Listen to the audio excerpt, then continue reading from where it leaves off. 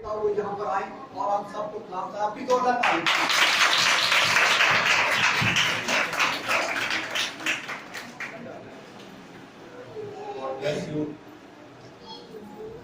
आप सबका भी बेहद शुक्रिया कि आपने मेरे लिए जो एक नकम्मा सा खुदा का खादम है, जो छोटा सा है, सभी का नाम है छोटा, आपने मेरे लिए अपनी कीमती तालियां बजाई। मैं आपका दिल से शुक्रगुजार हूँ और मैं ये चाहता हूँ कि आप पाक कलाम के लिए इससे भी ज्यादा जोर से तालियां बजाएं।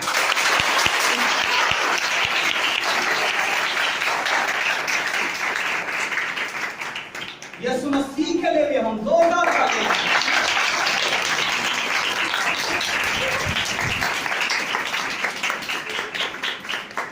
किसका ईमान है कि रूह कुदस यहाँ पर छुपच कर रहा है? जोरदार तालियां।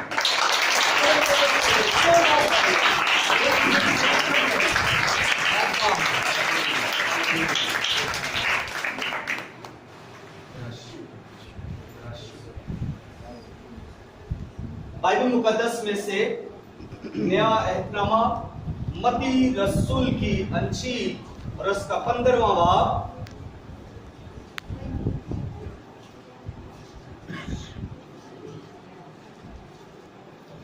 और उसकी 21वीं आयत से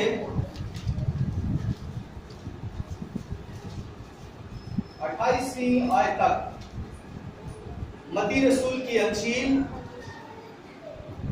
15वां बाब और 21वीं आयत से 28वीं आयत तक मैं आपके रूबरू खुदा के पाक जिंदा जलाली और बरकत और कुदरत वाले कलाम को पढ़ने की जिसारत करता हूं। फिर यीशु वहां से निकलकर सूर और सदा के इलाका को रवाना हुआ और देखो एक गिरानी औरत उन सरहदों से निकली और पुकार कर कहने लगी, ऐ खुदावन, ऐ इब्ने दाऊद, मुझ पर रहम कर। एक बदरू मेरी बेटी को बहुत सताती है। मगर उसने उसे कुछ जवाब ना दिया और उसके शागिर्दों ने पास आकर उससे ये अर्ज की कि उसे रुखसत कर दे, क्योंकि वो हमारे पीछे चिल्लाती है।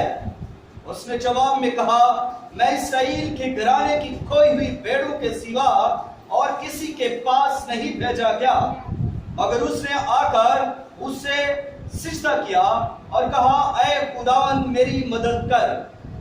उसने जवाब में कहा, लड़कों की रोटी लेकर कुत्तों को डाल देना अच्छा नहीं।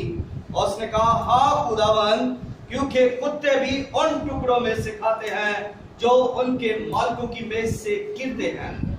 इस पर यीशु ने जवाब में उससे कहा, ऐ औरत, तेरा ईमान बहुत बड़ा है, जैसा तू चाहती है तेरे लिए वैसा ही हो। और उसकी बेटी ने उसी घड़ी शिफा पाई। खुदा के पाक कलाम की पढ़े सुने और कबूल किए जाने पर बरकत हो। सब कहें आमीन। अपनी आंखों को बंद करेंगे, पाकरू से कहेंगे कि पाकरू हमारी मदद कर। मैं कलाम को सुनना चाहती हूँ। मेरे कानों को खोल, मेरे दिल को खोल, मैं ताकि इसको अपने दिल में रख सकूं। मेरे सहन को खोल ताकि मैं इसे सुन सकूं। जब तेरे कलाम का बीज बोया जाए तो मैं इस पर 100 गुना फल ला सकूं। तेरा कलाम मेरे लिए बरकत का सबब हो। तेरा कलाम मेरे लिए कामयाबी का सबब हो। तेरा कलाम मेरे लिए फतह का सबब हो। तेरा कलाम मेरे घराने की बरकत का सबब हो। तेरा कलाम मेरे खानदान की बरकत का सबब हो। तेरा कलाम मेरे बिजनेस की, कारोबार की बरकत का सबब हो। तेरा कलाम मेरी खुशी और ताज की बहाली और शादाबादी का सबब हो। आज तेरे कलाम के वसीला से मेरे जुए, बंधन, बैरियर, रिकॉर्ड टूट जाए। आज तेरे कलाम के वसीला से मेरी कमजोरियां और बीमारियां खत्म हो जाए। आज तेरा कलाम मेरे बंद और गोदे गोदे में से होकर गुजर जाए। आज तेरा कलाम कसरत से मेरी निजात के लिए, मेरी रहाई के लिए, मेरी मखलसी के लिए नाज़िल हो। आप खुदा के नीचे अपने रूह की कुव्वत, तहरीक और सोच से, आग से, मस्सा से भरकर इस्तेमाल करता हूँ। मैं अपने आप को तेरे हैंड ओवर करता हूँ। मेरी खामियों में तू अपनी खूबियां भर और मेरी कमजोरियों में तू अपनी शहजोरियां भर। ताकि मुझे ले बड़ी तरतीब के साथ, बड़े जोर के साथ भरे हुए बादल की माने बरसात, यीशु मसीह के नाम से आमीन। अपनी आंखें खोलेंगे। जो टेक्स्ट हमने पढ़ा है, इसका अनुवाद जो मैंने रखा है वो है पुकारें जब तक मिल ना जाए। क्या अनुवाद है जी? पुकारें जब तक मिल ना जाए। जोर से एक बार, पुकारें जब तक मिल ना जाए। आमीन। जो पाक कलाम में से हवाला पढ़ा क्या है, इसमें बड़ी रवानगी के साथ, बड़ी तरतीब के साथ एक औरत यीशु मसीह के पास आती है। जब यीशु मसीह हैकल में आकर खड़े होते हैं तो उन्हें पाक कलाम पढ़ने के लिए दिया जाता है और वो यशायाह नबी का सहीफा खोलकर जब पढ़ते हैं तो कहते हैं कि खुदावंद का रूह मुझ पर है, उसने मुझे मस्सा किया ताकि गरीबों को खुशखबरी सुनाऊं, अंधों को बेनाई दूं और कैदियों को रहाई दूं और खुदा के साले मकबूल की मुनादी करूं। यहां ही से खुदावंद यीशु मसीह ने अपनी खिदमत का आगाज किया और जब उन्होंने अपनी खिदमत का आगाज कर लिया तो वो फिर गली गली, गांव गांव, करिया करिया, शहर शहर खिदमत के लिए गए। और जब वो खिदमत के लिए जाते तो दुख से भरे हुए, रंज से भरे हुए, तरस से भरे हुए लोगों में जाते। वो जिस बीमार को देख लेते उनको तरस से भर जाते, वो किसी कोड़ी को देख लेते तो तरस से भर जाते, वो मफलूज को देख लेते तो तरस से भर जाते। और जब वो तरस से भर जाते तो वो अंधों को पहनाई देते, वो लंगड़ों को चलाते, वो बीमारों को अच्छा करते, वो कोड़ियों को पाक साफ करते, वो मुर्दों को जिंदा करते और वो खुदा की बादशाही की मुनादी करते। जब हम इस मैसेज पर निगाह करते हैं, जब हम यहां देखते हैं तो यीशु मसीह खिदमत करते करते जा रहे हैं, शागिर्द उनके साथ हैं और जब वो जा रहे हैं तो एक औरत जो है वो सूर और सिदा के इलाका में से चिल्लाती हुई, पुकारती हुई उनके पीछे दौड़ती है, भागती है। सूर और सिदा का इलाका जो है वो गैर अक़वाम का इलाका है। सूर और सिदा का इलाका जो है वो गैर यहूदियों का इलाका है। सूर और सिदा का इलाका जो है वो बुत परस्तों का इलाका है। सूर और सिदा का इलाका जो है वो गैर मबूदों को मानने वालों का इलाका है। सूर और सिदा के लोग जो हैं वो यहूदियों के रवायती दुश्मन हैं। वो यहूदियों के रस्मी मजहबी दुश्मन हैं, मुआशरती दुश्मन हैं, उनके मुआशी दुश्मन हैं, उनके मजहबी दुश्मन है। उनका आपस में कोई लेन देन नहीं है, कोई मरासम नहीं है, कोई तल्लुकात नहीं है। और ये औरत जो किनानी है उन सरहदों से निकलती है और जब ये निकलती है तो फिर ये पुकारती हुई, ये चलाती हुई उनके पास आ जाती है। ये औरत कैसी औरत है? ये किरानी औरत है। ये सूर और सिदा के इलाके में से निकली देखें तो ये बुत परस्त है, ये गैर मबूतों को मानने वाली है, ये चांदी के बुतों की प्रस्तश करने वाली, ये सोने के बुतों की प्रस्तश करने वाली, ये पत्थर के बुतों की प्रस्तश करने वाली, ये लकड़ियों के बुतों की प्रस्तश करने वाली, और ये तांबे के बुतों की प्रस्तश करने वाली, ये लोहे के बुतों की प्रस्तश करने वाली औरत है। ये गैर मबूतों की प्रस्तश करने वाली औरत है, ये मलकूत की प्रस्तश करने वाली, ये इस्तरात की प्रस्तश करने वाली, ये बाल की प्रस्तश करने वाली, और ये बलजबूल की प्रस्तश करने वाली, ये दीगर बुतों की प्रस्तश करने वाली, और गैर मबूतों को अपना खुदा मानकर उनके सामने अपने आप को झुकाती, उनको सजदा करती, उनके सामने अपने आप को झुका देती, उनकी महिमा गाती, उनकी प्रस्तश करती, उनके हुजूर अपने आप को अंडेलती और उन्हें जलाल देती।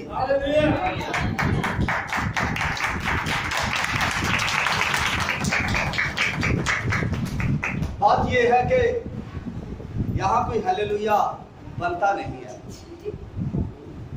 बात को सुना करें, मैंने क्या कहा है, ये औरत बुतों की पूजा कर रही है और आप हालेलुया कर रहे हैं। ये बुतप्रस्त है, ये बुतों की पूजा कर रही है, ये देवियों और देवतों को मान रही है और हम हालेलुया कह रहे हैं। आपने जब बोला ना तो उसने अपने आप को यीशु ने आगे डेल दिया, उस पास उन्होंने हालेलुया कहा। अभी वो यीशु के सामने अंडेली नहीं, वो गैर मबूतों के सामने उसने अपना उनकी पूजा कर रही है। अभी वो वहां पर नहीं पहुंचा। मैंने सोचा शायद उन्होंने वो बात की। Okay okay, God bless you. और दूसरी बात, ये औरत जो है अगरचे बुत परस्त है, अगरचे देवी देवों को मानने वाली है, अगरचे ये गैर यहूदी और गैर कौम से तल्लक रखती है, तो भी इसने सुन रखा है यीशु मसीह के बारे में। ये अगरचे एक लाचार मां है, एक बेबस और बेकस मां है, जो अपनी बेटी के लिए ये शायद किसी इर्तमस की देवी के मंदिर में गई हो, या इर्सताद के मंदिर में गई हो, या जो है ये मलकूत और देवता और बुतों के सामने, उनके सामने जाकर इसने अपनी बेटी की रहाई के लिए भीख मांगी हो। मगर ये औरत यीशु मसीह के बारे में सुनती है कि यीशु मसीह खुदा ताला का बेटा, मलूद मुकद्दस, इस्राएल का खुदा, यहूदा के कबीला का शरबब्बर यीशु मसीह नासरी अंधों को आंखें देता है, लंगड़ों को चलाता है, बदरू गिरफ्ता को आजाद कर देता है। अगर किसी में जो है लश्कर भी बदरूहों का होता है तो ये यीशु से आजाद कर देता है। इसने सुन रखा है कि ये बीमारों को अच्छा कर देता है, इसने सुन रखा है कि ये कोड़ियों को भी पाक करता है, इसने सुन रखा है कि ये मुर्दों को भी जिंदा करता है, इसने सुन रखा है कि यही वो मसीह है, यही वो मलूदे मसीह है जो आने वाला था।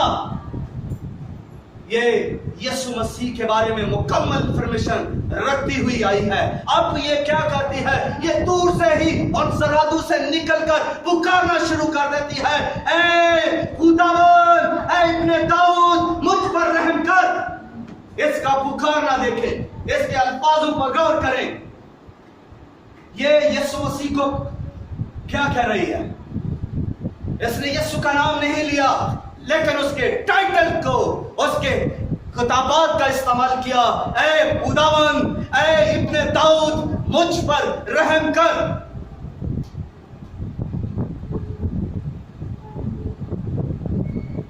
थोड़ा सा सोचे कि क्या ये औरत बीमार थी?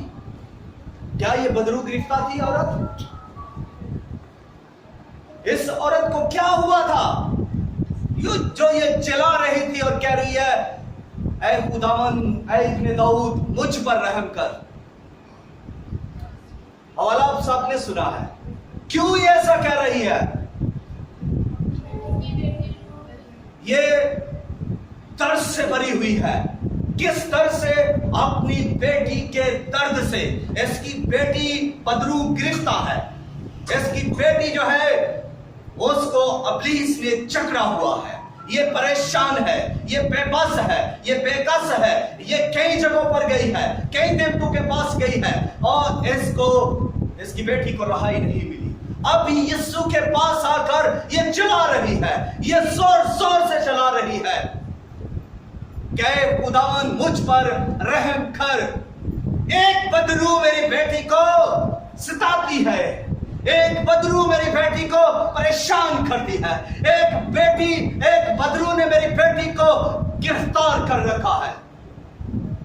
तू मुझ पर रहम कर, तू मुझ पर रहम कर।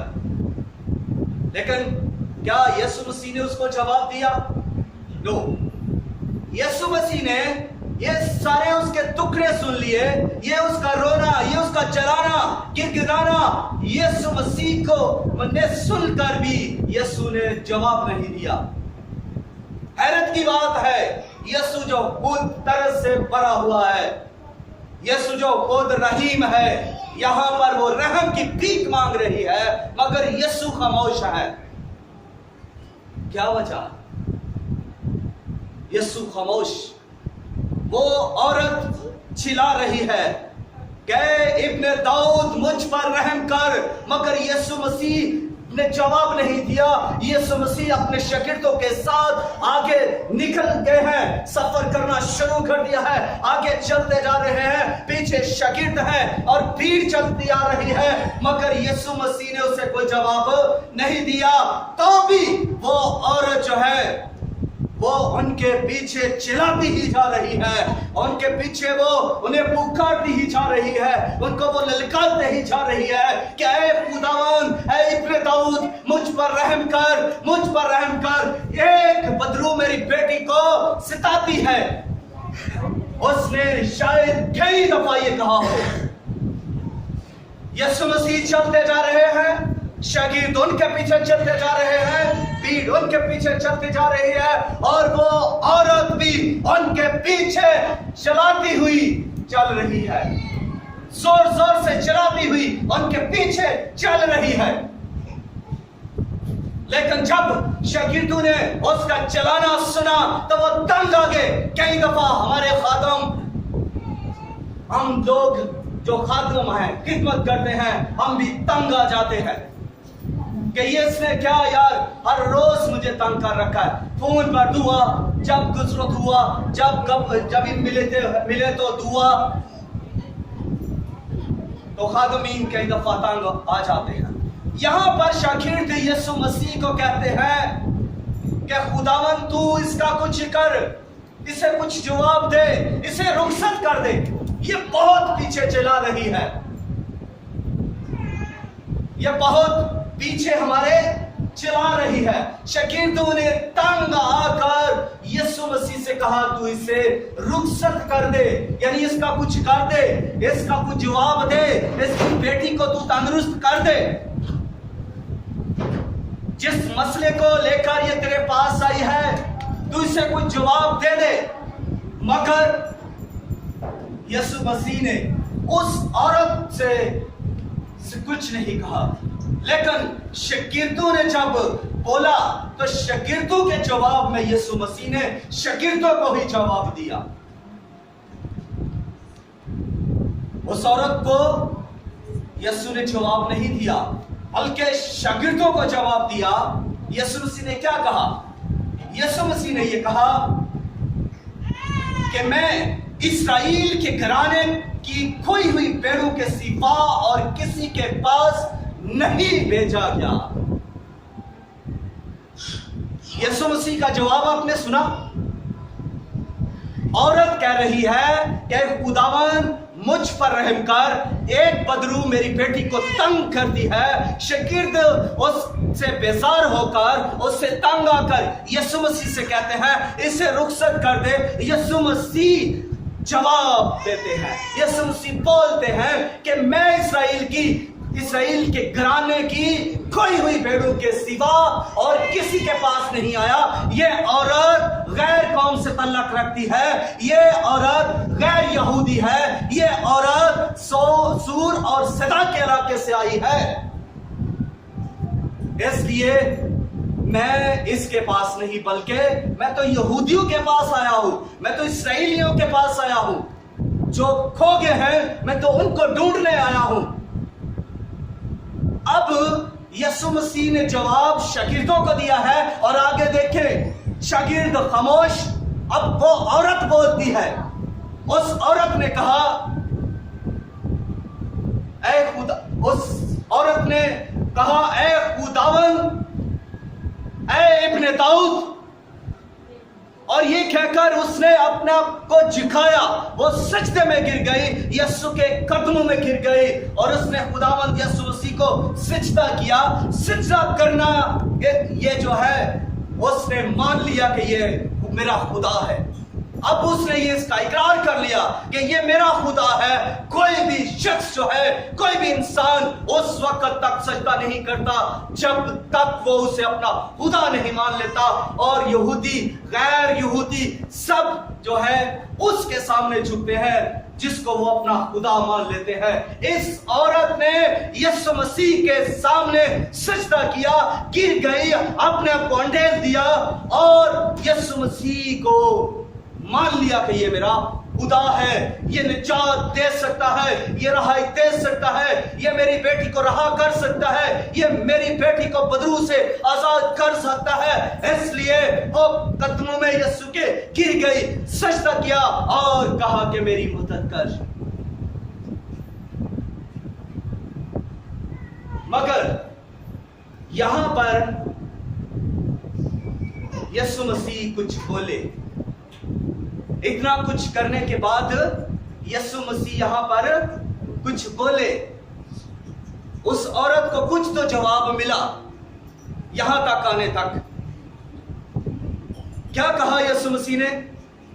यीशु मसीह ने कहा कि ये लड़कों की रोटी लेकर कुत्तों को डाल देना अच्छा नहीं। उस औरत को यीशु मसीह ने जवाब दिया और ये जवाब दिया कि लड़कों की रोटी लेकर कुत्तों को डाल देना अच्छा नहीं। इतना कुछ करने के बावजूद भी अभी तक उसे ये जवाब मिला है। पहले जब उसने पुकारा उसे जवाब ही नहीं मिला। फिर जब शागिर्दों ने कुछ यीशु मसीह से कहा तो फिर यीशु मसीह जब बोले हैं तो भी उसमें उसके लिए कोई कुछ नहीं है, कोई रहम, कोई बात उसके लिए नहीं है। और जब उसने और हिम्मत कर की और अपना ईमान जाहिर किया, वो सजदे में गिर गई। अब सजदे में गिरने से उसे एक जवाब मिला है, वो भी अभी तक उसके हक में नहीं है। वो जवाब ये है कि लड़कों की रोटी लेकर कुत्तों को डाल देना अच्छा नहीं। लड़के यीशु मसीह ने यहूदियों को कहा है, लड़के यीशु मसीह ने इस्राएल को कहा है। यीशु मसीह ने साफ साफ उस औरत से कह दिया कि मैं यहूदियों के लिए आया हूं। जब यीशु मसीह सामरी औरत से मिलते हैं तो वहां पर भी यीशु बात करते हैं कि निजात यहूदियों में से है। और यहां पर यीशु मसीह ने उसे साफ कह दिया कि मैं इस्राएल की खोई हुई भेड़ों के सिवा और किसी के पास नहीं आया, और लड़कों की रोटी लेकर कुत्तों को डाल देना अच्छा नहीं है। यह जवाब अभी तक उसको मिला है। अब मेरी बात सुने, यीशु मसीह ने उसे इतना तुरंत जवाब दिया है, इतना कड़वा जवाब दिया है। अभी तक यीशु मसीह ने उसके हक में कोई बात नहीं की। उसने पुकारा भी है, पीछे भागी है, कि सजदे में गिर गई है, और उसने यीशु के नाम को, टाइटल को भी पुकारा है, लेकिन अभी तक उसके हक में कोई बात नहीं। जब कोई खादम किसी से कुछ किसी को किसी बात पर सरजंश करता है या कुछ कह देता है तो वो लोग चर्च ही नहीं आते, उसको, उस खादम को बुरा भला कहना शुरू कर देते हैं। ये खादम अच्छा नहीं है, इसकी जबान तो देखो, इसने बोला क्या है, इसके अल्फाज तो देखो। लोग बहुत सारी बातें बनाना शुरू कर देते हैं। लेकिन लश्करों का खुदा यीशु मसीह अभी तक उस औरत के हक में एक लफ्ज भी नहीं कह रहा, और उसने तकरीबन धत्कार ही दिया है, कास तक अभी तक नहीं डाली, अभी तक उसके हक में कोई जवाब नहीं आया। लेकिन देखिए उसका ईमान, वो चली नहीं गई कि यीशु मसीह ने मुझे यह कह दिया है कि लड़कों की रोटी लेकर कुत्तों को डाल देना अच्छा नहीं। उसने कोई अपनी इस बात को शर्म महसूस नहीं किया, और वो गैरत में नहीं आ गई कि मैं अब इस शख्स से शिफा नहीं लूंगी, मैं घर चली जाऊंगी, मैं देवियों देवतों के पास वापस चली जाऊंगी, मैं किसी और के पास चली जाऊंगी, इस शख्स के पास वापस नहीं आऊंगी। वो उसने ऐसा नहीं किया, मगर बल्कि उसने ये किया है कि उसने कहा, अपने ईमान को और बढ़ाकर कहा कि हाँ खुदावन, कुत्ते भी उन टुकड़ों में से खाते हैं जो उनके मालिकों की मेज से गिरते हैं। हालेलुया! कैसा जबरदस्त जवाब उसने दिया है। यीशु मसीह के जो बात थी, उसने उस बात का जबरदस्त जवाब दिया, और यीशु मसीह को जब उसने जवाब दिया है तो फिर यीशु मसीह बोलने पर मजबूर हो गए हैं। मेरे अजीजों, कुछ ऐसा बोले, कुछ ऐसा करें कि यीशु मसीह आपसे बात करने के लिए मजबूर हो जाए। यरू की राह पर तो अंधों ने यीशु मसीह को पुकारा। जब वो पहली बार उन्होंने पुकारा तो कोई जवाब नहीं आया। जब दूसरी बार और जोर से पुकारा तो यीशु मसीह उनकी आवाज सुनकर ठहर गए, और यीशु मसीह ने उनको पास बुलाकर उनसे कहा कि मैं तुम्हारे लिए क्या करूं। मेरे अजीजों, कुछ ऐसा करें, कुछ इस अंदाज से यीशु मसीह को पुकारे कि यीशु मसीह आपके लिए ठहरे, यीशु मसीह आपको बुलाए, यीशु मसीह आपके लिए आपको पुका आपसे बोले, यीशु मसीह आपके लिए कुछ करे। इस अंदाज से कुछ बोले। 12 बरस की बीमार औरत को देखें, उसने ना कुछ बोला है ना कुछ कहा है, चुपके से जाकर यीशु मसीह के पोशाक के किनारे को छुआ है। मेरे अजीजों, इस अंदाज से छुए कि यीशु मसीह की कुदरत आप में ट्रांसफर हो जाए।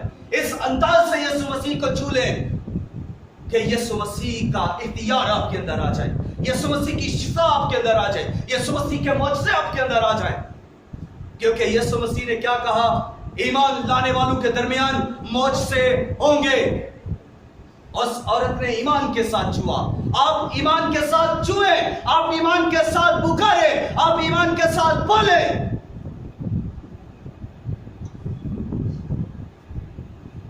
एक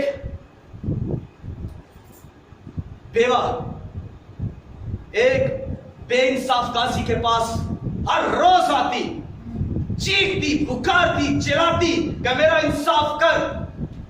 हर रोज उसके पास आती, मेरा इंसाफ कर। लेकिन एक दिन उस बेइंसाफ काजी ने कहा, मैं ना खुदा से डरता हूं ना मैं इंसानों की कुछ परवाह करता हूं, मैं इसका इंसाफ करूंगा। इसने तो मेरी नाक में दम कर दिया है। उसने उसका इंसाफ किया। मेरे अजीजों, खुदा के पास इस अंदाज से जाएं, इस अंदाज से जाएं कि खुदा आपसे बोले और पुकारे। इस औरत ने बड़े जबरदस्त अंदाज से जवाब यीशु मसीह को दिया और पूरे ईमान पर खड़े होकर यीशु मसीह को जवाब दिया है। तो यीशु मसीह ने क्या कहा, ऐ औरत तेरा ईमान बहुत बड़ा है, ऐ औरत तेरा ईमान बहुत बड़ा है। यीशु मसीह कहने के लिए मजबूर हो गया और यीशु मसीह ने कहा कि जा, जैसा तू चाहती है वैसा ही तेरे लिए हो। जबरदस्त बात है कि हम जो मकसद यीशु मसीह के पास लेकर आए हमारा वही हो जाए। तो कैसी जबरदस्त बात है। उस औरत से यीशु मसीह ने कलाम किया कि तेरा ईमान बहुत बड़ा है, जैसा तू चाहती है वैसा ही तेरे लिए हो जाए।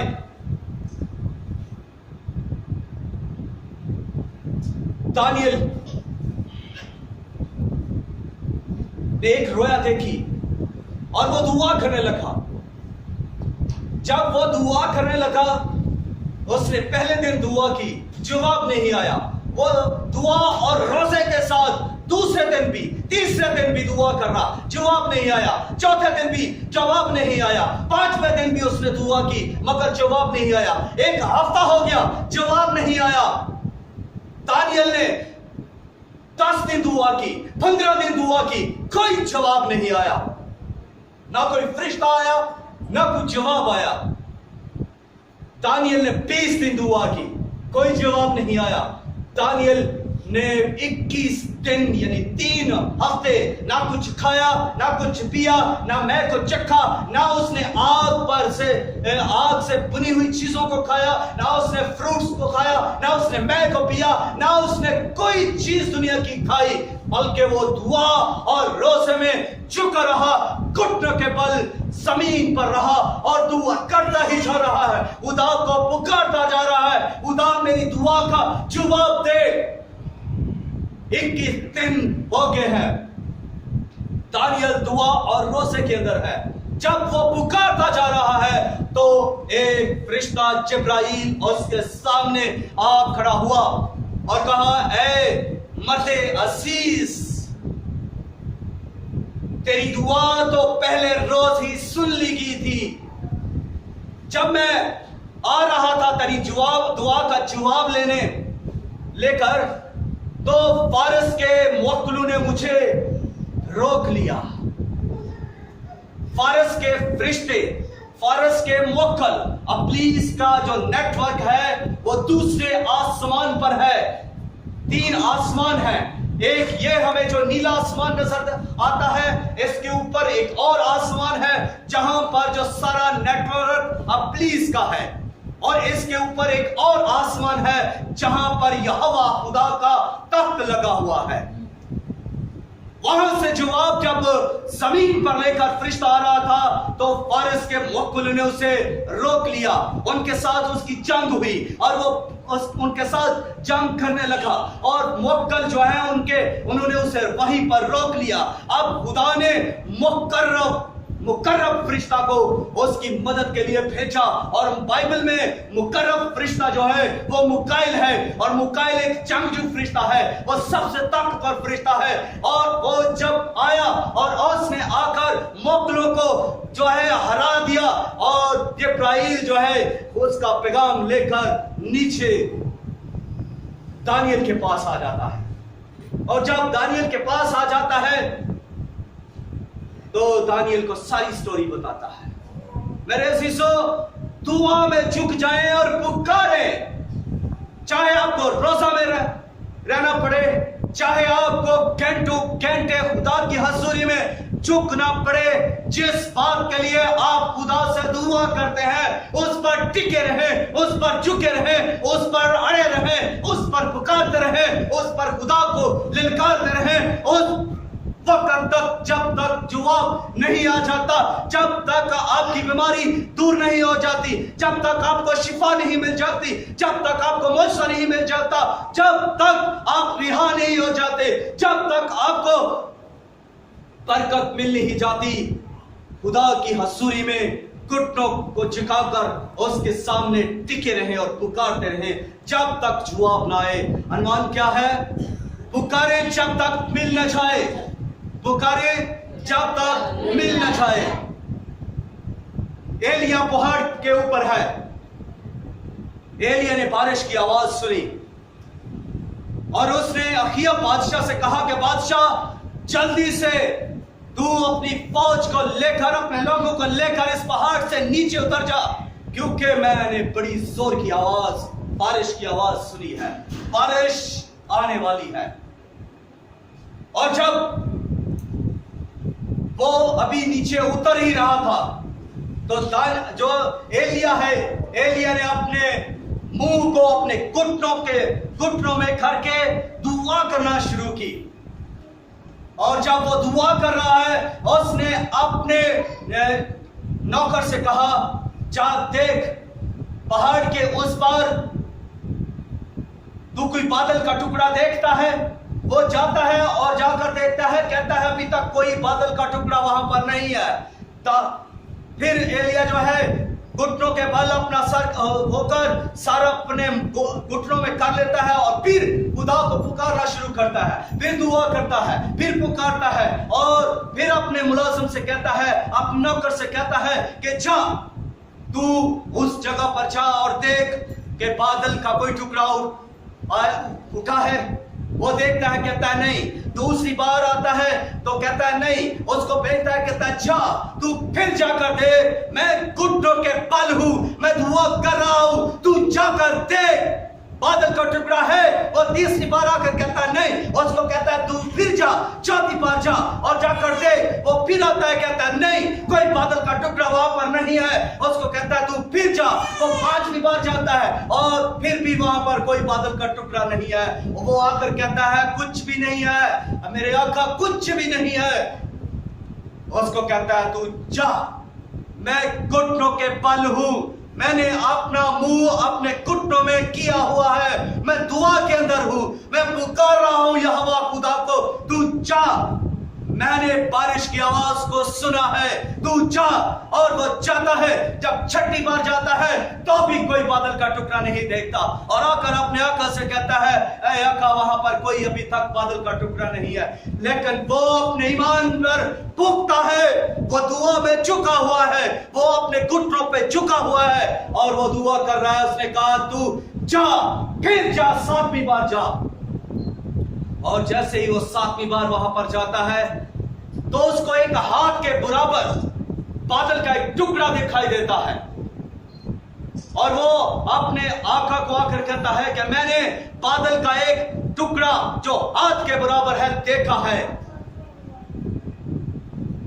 एलिया फौरन उठकर कहता है कि बारिश जोर से होने वाली है, भाग जो यहां से। और जब वो नीचे उतर रहे होते हैं तो इस कदर जोर से बारिश होती है कि वहां से उतरते उतरते वो भीग जाते हैं और सारा इलाका जो है वो पानी से भर जाता है। जो खाइयां हैं पानी से भर जाती हैं, समंदर दरिया सब पानी से भर जाते हैं, घाटियां वादियां सब पानी से भर जाती हैं। इस मुल्क के अंदर 3.5 बरस हो चुके थे कि बारिश नहीं हुई थी। अब उसी की कहने से बारिश हुई। एलिया ने पुकारा, आसमान खुल गया, बारिश हुई। एलिया उस वक्त तक नहीं उठा जब तक बारिश नहीं हुई, जब तक उसे मिल नहीं गया। ये औरत, केनानी औरत उस वक्त तक वापस नहीं गई जब तक इससे मिल नहीं गया। इसलिए मेरे असीसों, खुदा को उस वक्त तक पुकारे जब तक आपको मिल नहीं जाता। आपका कोई मकसद हो, आपके लिए बड़ा हो सकता है, लेकिन खुदा के लिए वो बिल्कुल छोटा सा है। खुदा के लिए बिल्कुल छोटा है। आपको जो चीज चाहिए खुदा से मांगे, खुदा देने की कुदरत रखता है। आइए अपने कदमों पर खड़े होकर इस कलाम की शुक्रगुजारी करेंगे और दुआ करेंगे। हम कमजोरों और बीमारों के लिए भी दुआ करेंगे। हम कलीसिया के लिए, हर शख्स के लिए दुआ करेंगे, बुआई के लिए दुआ करेंगे।